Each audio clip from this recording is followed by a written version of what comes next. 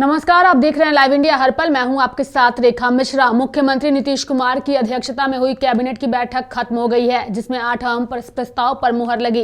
राज्य मंत्रिमंडल ने राज्य के सभी प्रोन्नति के योग्य पदाधिकारियों व कर्मचारियों को वेतनमान सुविधा समेत प्रोन्नति की सारी सुविधाएं देने का निर्णय किया है। इससे 4 लाख से ऊपर सभी राज्य कर्मियों की एक साथ प्रोन्नति की सारी सुविधाएं देने का निर्णय किया गया है। राज्य सरकार के कर्मियों का प्रमोशन से संबंधित है, उस पर निर्णय हुआ है। आज मैं उसके बारे में सभी को जानकारी देना चाहूँगा। राज्य सरकार अभी तक जो व्यवस्था थी, माननीय सर्वोच्च न्यायालय में जो मुकदमा चल रहा था और स्टे लगा हुआ था, उसके कारण से राज्य सरकार सभी जो कर्मचारी और पदाधिकारियों को कार्यकारी व्यवस्था के रूप में अपने ही वेतनमान में प्रभार देती थी। इसका मतलब ये है कि जो जूनियर इंजीनियर थे वो कार्यपालक अभियंता की चार्ज में थे अपने ही वेतनमान में। कार्यपालक अभियंता कुछ मामलों में अधीक्षण अभियंता के और चीफ इंजीनियर के भी चार्ज में थे अपने वेतनमान में। इसी प्रकार सहायक प्रशाखा पदाधिकारी के चार्ज में थे। तो जो सभी संबंधित हमारे पदाधिकारी और कर्मचारी हैं, जैसे डिप्टी कलेक्टर में देखा जाए तो जिनको जॉइंट सेक्रेटरी में होना था, वो जॉइंट सेक्रेटरी के प्रभार में तो हैं, किंतु डिप्टी सेक्रेटरी का वेतन लेते थे। तो राज्य सरकार ने यह निर्णय लिया है कि एक नियमावली गठन की गई और इस पर मंत्रिपरिषद में स्वीकृति दिया गया। अब ये निर्णय लिया गया कि अब उच्चतर पद धारक लोक सेवक को उच्चतर पद का वेतनमान और सभी सुविधाएं दी जाएंगी। मतलब अगर वो डिप्टी सेक्रेटरी हैं किंतु जॉइंट सेक्रेटरी का कार्य कर रहे हैं तो जॉइंट सेक्रेटरी का उनको वेतनमान भी दिया जाएगा और उनका जो भी सुविधा जॉइंट सेक्रेटरी होगी। अगर जूनियर इंजीनियर है, वो कार्यपालक अभियंता का चार्ज में है, तो कार्यपालक अभियंता का जो प्रमोशन के माध्यम से, अब कार्यपालक अभियंता के माध्यम से अगर कार्यपालक अभियंता का प्रमोशन के पद पर हैं तो उनको वेतनमान दिया जाएगा। व्यवस्था ये की गई है क्योंकि मामला अभी भी आरक्षण से संबंधित जो प्रोन्नति में आरक्षण का संबंध मामला अभी भी सर्वोच्च न्यायालय में लंबित है। उसके आलोक में उसको ध्यान में रखते हुए राज्य सरकार ने जो सारे पद हैं उसमें से 16 और 1% जो अनुसूचित जाति और जनजाति के जो पद हैं उसको अलग पहले कर ले लिया जाएगा। इसका मतलब है कि अगर 100 पद हैं, 100 पद किसी वर्ग में हैं तो 16 पद उसमें से हटा लिए जाएंगे और 16% अनुसूचित जाति का और 1% अनुसूचित जनजाति का, जो 17 पद हैं उसको पहले हटा लिए जाएंगे। मतलब कि आपका 83 पद बच जाते हैं। अब इस 83 पद में जो सामान्य रूप से जो प्रमोशन होता है वो कार्य किया जाएगा और उसके पश्चात यह देखा जाएगा कि हर वर्ग में, हर लेवल पे, जेई में, एई में या जॉइंट सेक्रेटरी में, डिप्टी सेक्रेटरी में या सहायक में, प्रशाखा पदाधिकारी और अन्य सभी वर्गों में यह देखा जाएगा कि जो अनुसूचित जाति और जनजातियों का जो रिप्रेजेंटेशन है वो उचित है या नहीं, उपयुक्त है या नहीं है। मतलब कि जब आप जनरली उसको आप प्रमोट करेंगे तो ये संभावना बन सकती है कि कुछ अनुसूचित जाति और जनजाति का रिप्रेजेंटेशन उच्चतर पद में कम हो जाए, तो उतना वेकेंट रखा जाएगा। मतलब कि 83 जो पद हैं, 83 पद में से जब आप प्रमोट करेंगे तो उसका 16% आपका अनुसूचित जाति का रिप्रेजेंटेशन होना चाहिए और 1% अनुसूचित जाति का होना चाहिए। मैंने 100 में से पहले आपने 16 हटा दिया अनुसूचित जाति जनजाति का, रिजर्व अनुसूचित जाति का, और 1 आपने हटा दिया अनुसूचित जनजाति का, तो 17 तो पहले आपने हटा दिए। अब उसको फ्रीज कर दिया कि उस पर कोई प्रमोशन नहीं होगा, क्योंकि माननीय सर्वोच्च न्यायालय में ये विवाद, ये मामला अभी भी लंबित है। तो बच गए आपके 83 पद। नहीं, आप पहले 100 पद, जैसे किसी में, जैसे जब आपका एग्जीक्यूटिव इंजीनियर का ले लीजिए, या तो 100 पद हैं, 100 पद में पहले आप 16 और 1 आप पहले हटा लेंगे, 17 हट गए तो बच गए आपके 83 पद में। अब आप सामान्य रूप से इसको प्रमोट करेंगे, पूरी एक सीनियरिटी लिस्ट बनाएंगे सभी का। अगर आपको एग्जीक्यूटिव इंजीनियर में करना होगा तो असिस्टेंट इंजीनियर की एक लिस्ट बनेगी, तो असिस्टेंट इंजीनियर की लिस्ट में सीधा एक बार प्रमोट करेंगे आप सभी को, मतलब सामान्य रूप से सीनियरिटी के हिसाब से। लेकिन यह संभावना है कि क्योंकि अनुसूचित जाति जनजाति अपने अलग अलग जगह पे हैं सीनियरिटी की लिस्ट में, वो कहीं हो सकता है कि वो जब फाइनली 83 में जब प्रमोशन होगा तो हो सकता है वो 16 और 1 में, और मतलब 16% इस 83 का 16% और 83 का 1% भरे नहीं होंगे। तो यदि नहीं भरते हैं तो उसको खाली रखा जाएगा और उसके बारे में बाद में निर्णय लिया जाएगा। अब बिल्कुल क्लियर हो गया हमें, इसमें कोई डाउट नहीं है। पहले फॉर्मूला देखिए, पहले आपका आप कार्यपालक अभियंता का ले लीजिएगा, 100 पद हैं आपके। 100 पद में पहले आपने 16 पद आपने हटाए अनुसूचित जाति का और 1 पद आपने हटाया अनुसूचित जनजाति। 17 पद आपने फ्रीज कर दिए, उस पर कोई प्रमोशन नहीं होगा और कोई पदस्थापन नहीं होगा। तो केवल अब पदस्थापन होगा 83 में। अब 83 के लिए आपके पास एक सूची है असिस्टेंट इंजीनियर की, सहायक अभियंताओं की, उसकी वरीयता सूची है। आप उस वरीयता सूची के हिसाब से उसको प्रमोट करेंगे। जब आप उस वरीयता सूची के हिसाब से प्रमोट करेंगे तो हो सकता है कि आप जब वरीयता जनरल मतलब सभी को एक साथ सामान्य मान के आप प्रमोट करेंगे एक वरीयता सूची के हिसाब से, तो ये संभावना है कि जब कार्यपालक अभियंता में आप प्रमोट कर रहे होंगे तो उनका जो अनुसूचित जाति और जनजाति का रिप्रेजेंटेशन जो है वो 16 और 1 से कम हो सकता है। कुछ जगह हो सकता है, प्रशाखा में हो सकता है, या सहायक से वरीय में हो सकता है, या अंडर सेक्रेटरी से डिप्टी सेक्रेटरी में हो सकता है कम हो जाए। तो आप उतना पद खाली रखेंगे जितना भरा नहीं आता है। मतलब ये बिल्कुल स्पष्ट है। 16 और 1 का आप हिसाब से आप उसको चेक करेंगे कि वास्तव में 16 और 1% प्रमोट हुए या नहीं हुए। यदि उतने प्रमोट नहीं होते हैं तो उतने पद खाली रखे जाएंगे और उस पर बाद में निर्णय लिया जाएगा कि उन पदों को कैसे भरा जाए। नहीं, इसमें भी हो गया 83, टोटल 83 में हुआ।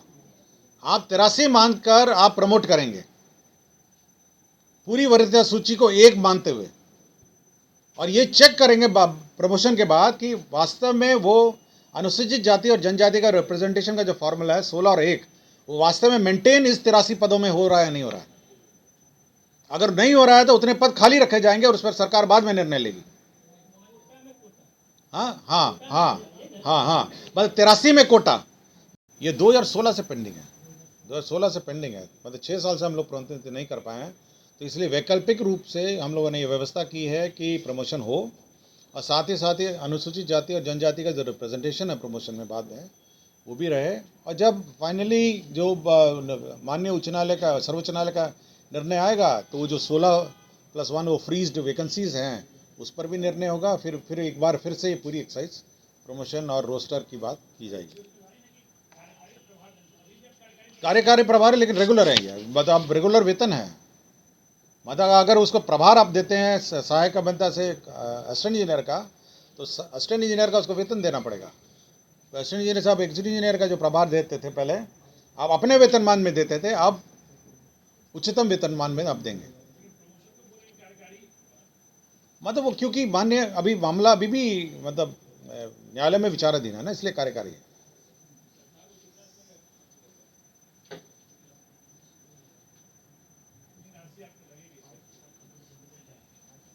वो अलग है, बट ये टोटल पूछ रहे हैं, टोटल कर्मचारियों की संख्या पूछ रहे हैं। तो इसमें यही है कि भविष्य में नियमित प्रोन्नति अगर माननीय उच्च न्यायालय माननीय सर्वोच्च न्यायालय का अन्यथा ऑर्डर होगा तो सभी लोग अपने अपने जो प्रोन्नति पाए हैं वो अपने अपने पद पे वापस चले जाएंगे। और किंतु जो वेतन इस बीच में उन्होंने लिया होगा या सुविधा ली होगी वो उनसे वसूलनीय नहीं होगी। और अगर सर्वोच्च न्यायालय का जो भी फाइनल डिसीजन होगा तो सभी लोग अपने अपने पद पे वापस चले जाएंगे, लेकिन हम लोग वसूलेंगे नहीं उनका वेतन। क्लियर हो गया सब ये। और रोस्टर का जो बिंदु है, क्योंकि हम लोग फॉर्मूला अलग है तो तब तक ये स्थगित रहेगा। रोस्टर का जो हम लोग का व्यवस्था है प्रमोशन में, पहले रोस्टर बिंदु के हिसाब से होता था, अब पूरा एक ही सीनियरिटी लिस्ट से होगा। और फिर हम लोग चेक करेंगे कि अनुसूचित जाति और जनजाति का रिप्रेजेंटेशन उचित रूप में है। और इस संबंध में किसी को कुछ पूछना है? धन्यवाद। मंत्रिपरिषद ने एक निर्णय गृह विभाग से संबंधित लिया है। वामपंथी उग्रवाद प्रभावित राज्यों में केंद्र प्रायोजित विशेष आधारभूत संरचना योजना के अंतर्गत 2022-26 से तक का 37 करोड़ 83 लाख का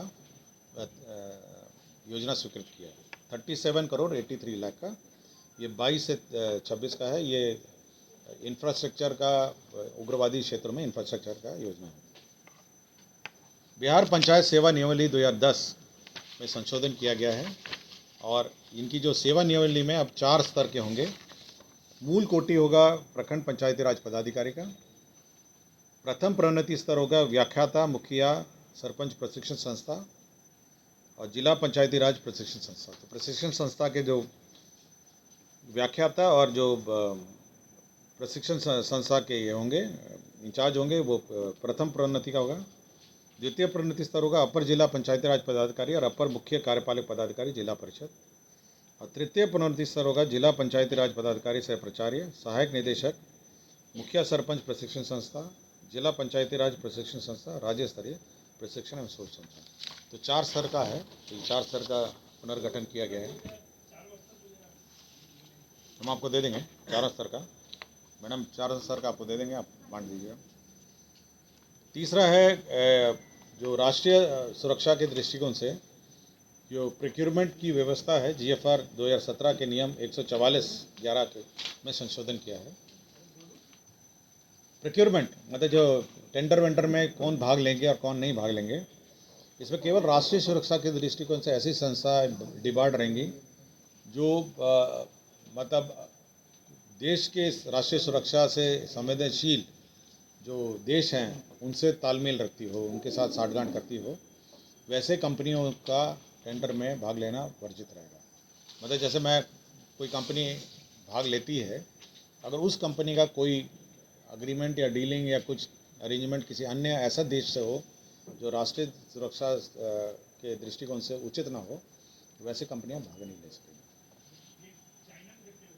अभी कौन सा कंट्री नहीं है मुझे नहीं पता, लेकिन राष्ट्रीय सुरक्षा से के दृष्टिकोण से ऐसे कंपनियां ऐसे देश से जो तालमेल रखते हों वो वर्जित। रूल चेंज है, कोई कंट्री का नाम उसमें उल्लेखित नहीं है।